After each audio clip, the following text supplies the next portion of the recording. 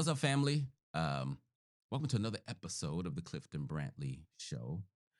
Um, so today I wanted to talk to you about falling in love. Falling in love. So, as I said previously, we are in this. This is the Love Month. I'm calling February Love Month, and so talking about love all month of February. And so today I was thinking about falling in love. You know, people will come in my office and they'll say, "I love my husband, but I'm not in love with him." And so I want to address that because when people say that, they typically think that that's a bad thing, but it's not a bad thing necessarily. Well, it's not as bad as you may think. So to love your husband or wife, but not be in love with them, all you're saying is, I love them, meaning I'm committed to treating them a certain way. I'm committed to helping them where I can. I'm committed to meeting their needs. In love means I feel excited about you. And see, the argument that I'm making throughout this whole month is that uh, love, the way we understand love is incorrect. And we primarily attach electricity, chemistry, butterflies, and all that stuff to love when those things are not, that's not love. And we keep hurting ourselves because we think it is. And so we keep chasing the next high. So when you first meet someone, for example, let's go through this. You meet someone, and when you first meet them, uh, presuming like you guys click, y'all got things in common. When y'all first start dating or getting to know each other, whatever, it's always good in the beginning. We call that stage euphoria. Euphoria because it's not real. What I mean when I say it's not real, meaning the things that you imagine, the way that you feel, the fact that you're planning your life with them, you want to get married. That's It's not real.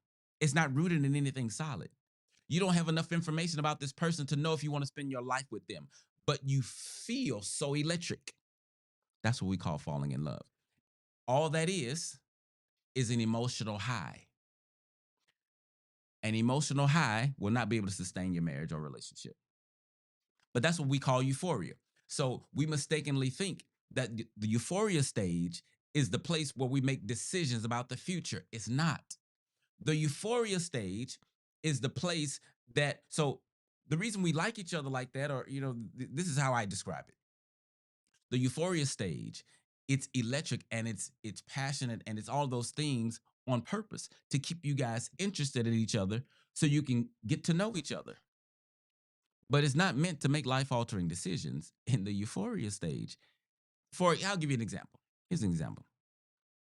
So let's say you're dating somebody. So Houston is a big city. So let's say you're dating somebody. You live on the south side. You're dating somebody on the north side. Well, you meet somebody and you learn they live on the north side. And your thing is like you never go to the north side. You don't like driving over there, but you meet this person and they're so amazing. You're like, man, yeah, let's do this. And so because you're caught up in how it feels and you're caught up in the electricity of it and the emotion, so you ignore the fact that, hey, that's 50 miles away from you across town. So when you're making the drive in the beginning, it don't seem like 50 miles. That's the part. So that's why I'm saying it's not real. The sacrifice that you're making. So love is a sacrifice, but the sacrifice you're making, you think you're making it because of love, but you're not. Because think about it. If you just think about it, love is not about you. Love is about the other person. So I'm not sacrificing for them. When I'm driving across town to see you, in the beginning, it's not for you. It's because I'm excited and I want to see you. You might get a benefit because you're excited to see me too. But I'm just saying, we mistakenly think that in the euphoria stage, this is when we're supposed to plan our life. It's not. It just means let's keep getting to know each other. Because after euphoria usually lasts. Actually, I'm not gonna give it a time frame because anyway. So after euphoria, then the next stage is reality. Reality is when you start to see the person for who they really are. Reality is the stage when you start to replace uh, the assumptions with reality. When reality starts to show up, Love then becomes more difficult because now the choice of love comes into play. See, in euphoria, I don't really have to choose a whole lot. I'm on automatic. My emotions are carrying me, which is why love can't be run on emotions because emotions flip flop. Emotions depend on how you feel. That's the thing about the love languages, right? Love languages make you feel a certain way. So if you light me up like a Christmas tree with my love language, now I'm going to treat you, so much better. But what if you don't light up my love language? I mean, what if you don't light me up like a Christmas tree?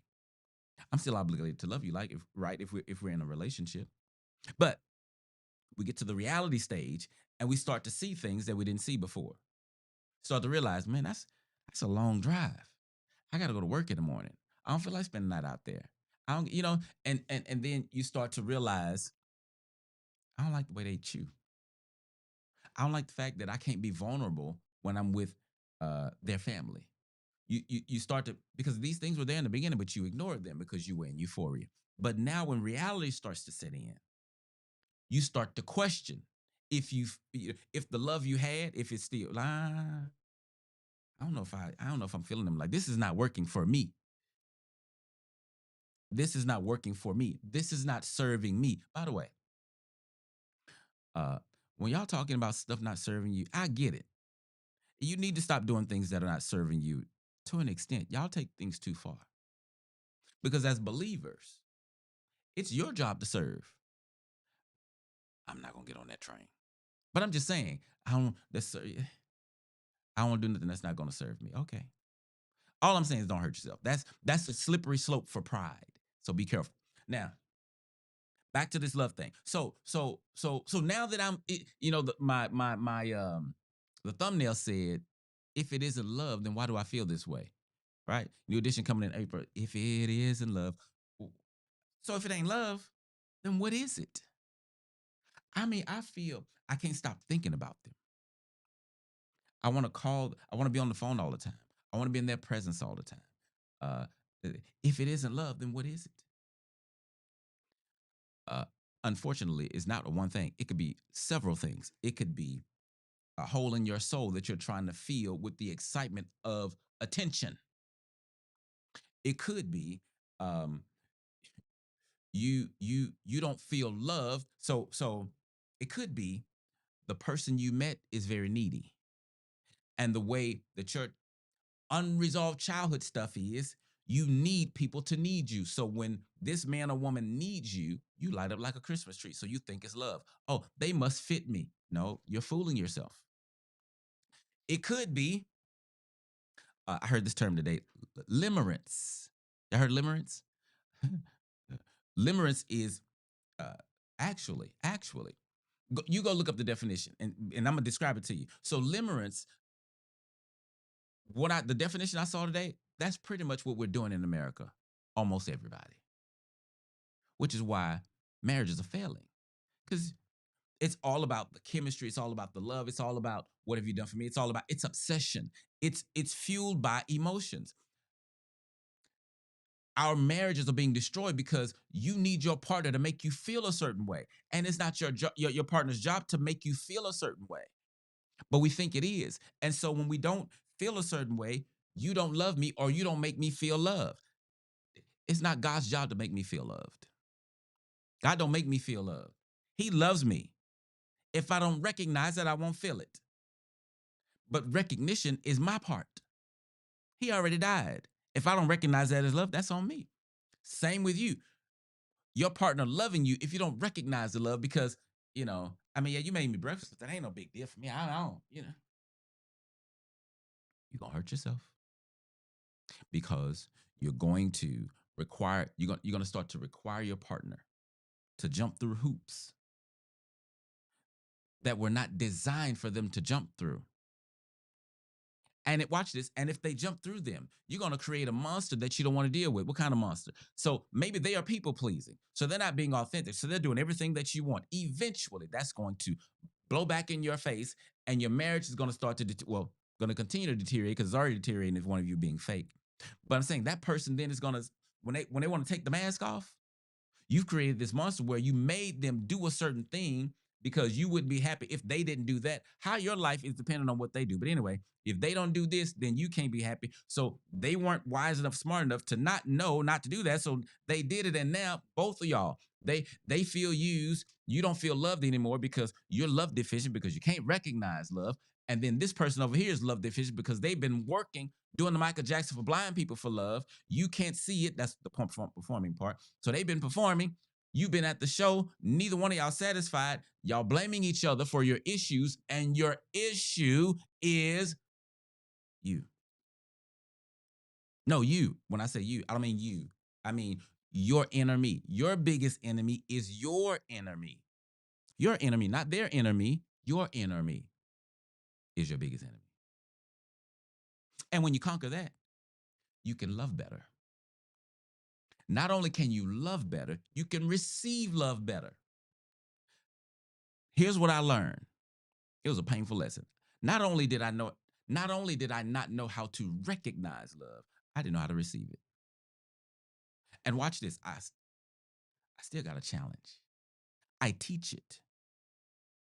At some levels, it's still hard for me to receive it. Why? Because uh, injuries, emotional, relational injuries throughout life. We're human beings. And so I put so what I'm doing right here, I'm using myself to show you that even though I'm a coach and I may know a little bit more about this in this area than you,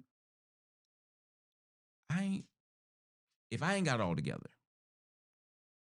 Okay, forget me. If Tony Robbins ain't got it all together, whoever you follow, if they're a human being, they ain't got it all together. If they ain't got it all together, how you gonna get it all together and you don't do no work? Okay, let's get back to your marriage. So, um, if it isn't love, then why do I feel this way?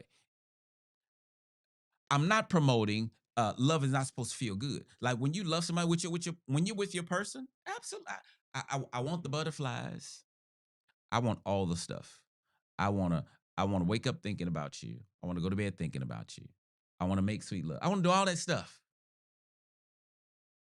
But that ain't love. That's all I'm saying. And when we put love in its appropriate category, we can do the rest of relationships better. That's what so I don't believe that love is for like love is not for treating people special. Like Valentine's coming up at the end of the week. A lot of people are going to blame love for their lack of excitement or for the gifts that they got. Love ain't got nothing. Ain't about love. It's not. It's about some other stuff, about fun, whatever. But love is not for the purpose of treating people special. I'm not saying that love won't um sometimes uh encourage you to treat people special. But basically, here's what I'm saying: love is for the purpose of treating people uh, right, normal, well, for the human being, for us to live and thrive on the planet. Love has to be the baseline. Now you got different levels of love, I guess. You know, my love is deeper. And okay, okay. But at the baseline, love is about meeting. So you remember when the lawyer asked Jesus, "What's the greatest commandment?" And he said, love the Lord your God, and he said, love your neighbor as yourself. The guy said, who's the neighbor? The example he gave was service.